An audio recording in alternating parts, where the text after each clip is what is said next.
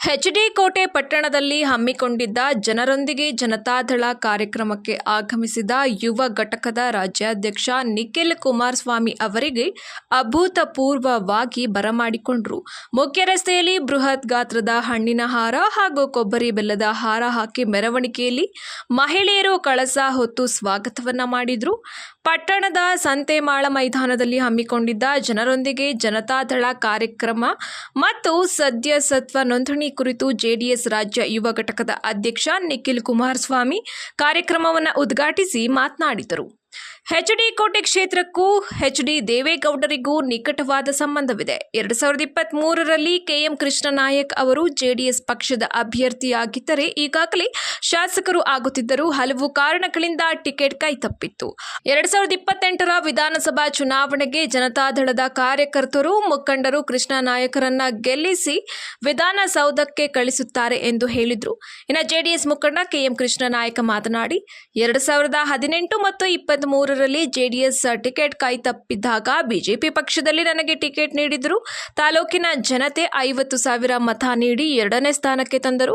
ಮಾಜಿ ಮುಖ್ಯಮಂತ್ರಿ ಕುಮಾರಣ್ಣನವರ ಬಾಂಧವ್ಯದಿಂದ ಮತ್ತೆ ನಾನು ಜೆಡಿಎಸ್ ಪಕ್ಷಕ್ಕೆ ಬಂದು ತಾಲೂಕಿನಲ್ಲಿ ಸುಮಾರು 10 ವರ್ಷಗಳಿಂದ ನಿರಂತರವಾಗಿ ಜನರ ಕಷ್ಟ ಸುಖದಲ್ಲಿ ಭಾಗವಹಿಸುತ್ತಿದ್ದೇನೆ. ತಾಲೂಕನ್ನು ಹಸಿವು ಮುಕ್ತ ಮಾಡಬೇಕು ಎಂದು ಅಪ್ಪಾಜಿ ಕ್ಯಾಂಟೀನ್ ಅನ್ನು ತೆರೆದಾಗ ಬಡವರು ಕೂಲಿ ಕಾರ್ಮಿಕರಿಗೆ ಅನುಕೂಲವಾಗ್ತಿತ್ತು. ಕೋವಿಡ್ ಸಮಯದಲ್ಲಿ ಸುಮಾರು 25,000 ಕುಟುಂಬಗಳಿಗೆ ಕಿಟ್ ವಿತರಣೆ ಮಾಡಿದ್ದೆ. ಉಚಿತ 2 ಆಂಬ್ಯುಲೆನ್ಸ್ ಅನ್ನು ನೀಡಿದೆ. ಇದು ತಾಲೂಕಿನ ಜನತೆಗೆ ನಾನು ಮಾಡಿದ ಸೇವೆ ಎಂದು ಹೇಳಿದರು. ಇನ್ನು ಕಾರ್ಯಕ್ರಮದಲ್ಲಿ ಜೆಡಿಎಸ್ ಪಕ್ಷದ ಮುಖಂಡರುಗಳು, ಕಾರ್ಯಕರ್ತರು ಹಾಗೂ ಮಹಿಳೆಯರು ಹೆಚ್ಚಿನ ಸಂಖ್ಯೆಯಲ್ಲಿ ಇದ್ದರು. ಈ ಕ್ಷೇತ್ರದ ಎಲ್ಲ ತಂದೆ ತಾಯಂದಿರುಗಳು, ಅಣ್ಣ ತಮ್ಮಂದರು, ಅಕ್ಕ ತಂಗಿಯರು ಎಚ್ಡಿ ಕೋಟೆಗೂ ಹಾಗೂ ಸನ್ಮಾನ್ಯ ದೇವೇಗೌಡರು ಸಾಹೇಬರ ಕುಟುಂಬಕ್ಕೂ ಒಂದು ಭಾವನಾತ್ಮಕ ಮತ್ತೆ ಒಂದು ಅವಿನಾಭಾವ ಸಂಬಂಧ ಅಂದ್ರೆ ಬಹುಶಃ ತಪ್ಪಾಗಲಿಕ್ಕಿಲ್ಲ. ಎಚ್ಡಿ ಕೋಟೆ ವಿಧಾನಸಭಾ ಕ್ಷೇತ್ರವನ್ನ ಒಂದು ಮತಕ್ಷೇತ್ರ ಅಂತಕ್ಕಂಥದ್ದಷ್ಟೇ ದೇವೇಗೌಡರ ಕುಟುಂಬ ಪರಿಗಣಿಸಿಲ್ಲ. ಅದೇ ರೀತಿ ಕ್ಷೇತ್ರದ ಜನತೆಯೂ ಕೂಡ ಜಿಲ್ಲೆಯ ನಾಯಕರು ಮಾತನಾಡಬೇಕಾದಂತ ಸಂದರ್ಭದಲ್ಲಿ 89ರ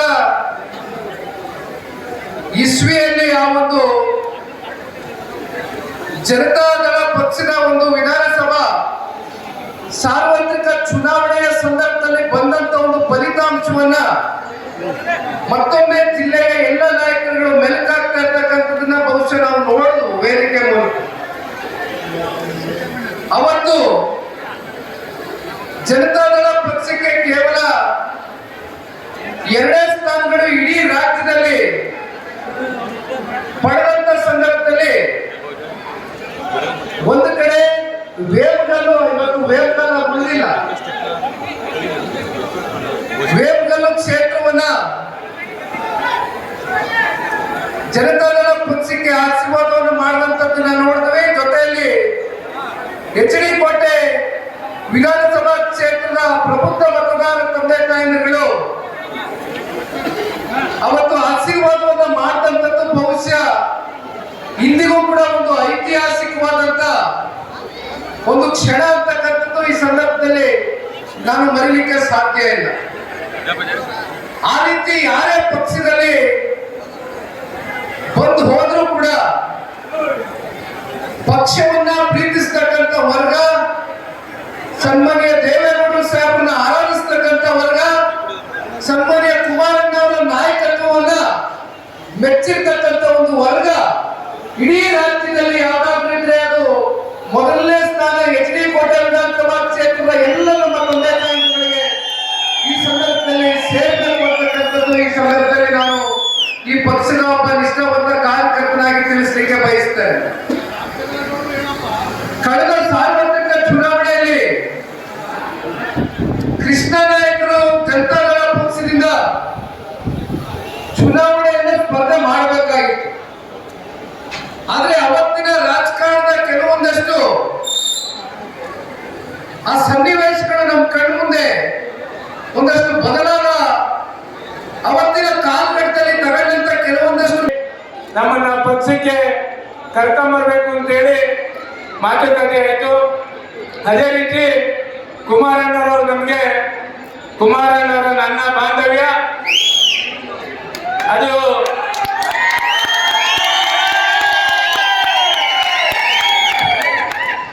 ಆ ಬಾಂಧವ್ಯದಿಂದನೇ ನಾನು ಏನೇ ನನಗೆ ನೋವಾದರೂ ತೊಂದರೆ ಆದರೂ ಅವರು ನನ್ನ ಕೈ ಬಿಟ್ಟಿಲ್ಲ, ನಾನು ಅವ್ರನ್ನ ಕೈ ಬಿಡೋದಿಲ್ಲ, ಆ ಪಕ್ಷದ ಕಾರ್ಯಕರ್ತರನ್ನ ಕೈ ಬಿಡಲ್ಲ ಅಂತೇಳಿ ಮತ್ತೆ ನಾನು ಜೆಡಿಎಸ್ ಪಕ್ಷಕ್ಕೆ ಜೂನ್ 26ನೇ ತಾರೀಕು ಸೇರ್ಪಡೆಯಾದೆ.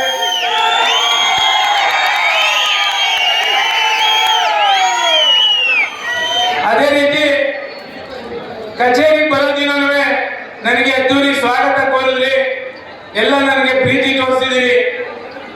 ಇವತ್ತು ಮಾರ್ಚ್ ತಿಂಗಳಲ್ಲಿ ಕುಮಾರಣ್ಣರು ಈ ಕ್ಷೇತ್ರಕ್ಕೆ ಬರಬೇಕಾಗಿತ್ತು. ಕ್ಷೇತ್ರಕ್ಕೆ ಸ್ವಲ್ಪ ನಿಖಿಲ್ ಕುಮಾರಸ್ವಾಮಿಯವ್ರನ್ನ ಕಳಿಸ್ಕೊಡ್ತೀನಿ. ಮೇ ಮತ್ತೆ ಜೂನ್ಗೆ ಬರ್ತೀನಿ ಅಂತ ಹೇಳಿದರೆ ನಾನು ಕರ್ಕೊಂಡ್ಬರ್ತೀನಿ. ಅವತ್ತು ಈ ತಾಲೂಕಿಗೆ ಒಂದು ಹಸಿವು ಮುಕ್ತ ಕಾರ್ಯಕ್ರಮ ಕೊಡಬೇಕು ಅಂತ ಹಿಂದೆ ಏನು ನಾನು ಅಪ್ಪಾಜಿ ಕ್ಯಾಂಟೀನ್ ತೆರೆದುಕೊಂಡಿದ್ದೆ. ಕಾಲೇಜು ಮಕ್ಕಳಿಗೆ, ಕೂಲಿ ಕಾರ್ಮಿಕರಿಗೆ ಮತ್ತೆ ಬಡವರಿಗೆ ಅನುಕೂಲ ಆಗಲಿ ಅಂತ ನಾನು 2022ರಲ್ಲಿ ಒಂದು ಅಪ್ಪಾಜಿ ಕ್ಯಾಂಟೀನ್ ನಾನು ತೆರೆದಿದ್ದೆ. ಕೇವಲ 10 ರೂಪಾಯಿಗೆ ಊಟ ಕೊಡುವಂಥದ್ದು, ಬಡ ಮಕ್ಕಳಿಗೆ ಮತ್ತೆ ಕೂಲಿ ಕಾರ್ಮಿಕರಿಗೆ ಅನುಕೂಲ ಆಗಲಿ ಅಂತೇಳಿ ನಾನು ಆ ಕಾರ್ಯಕ್ರಮ ಕೊಟ್ಟಿದ್ದೆ. ನಮ್ಮ ಕೇಂದ್ರ ಸಚಿವರಾದಂತಹ ಕುಮಾರಣ್ಣವರು ಆ ಕಾರ್ಯಕ್ರಮನ ಬಂದು ಉದ್ಘಾಟನೆ ಮಾಡಿಕೊಟ್ಟಿದ್ರು. ವರದಿ ರಾಮೇಶ್, ಜನತಾ ಟಿವಿ, HD ಕೋಟೆ.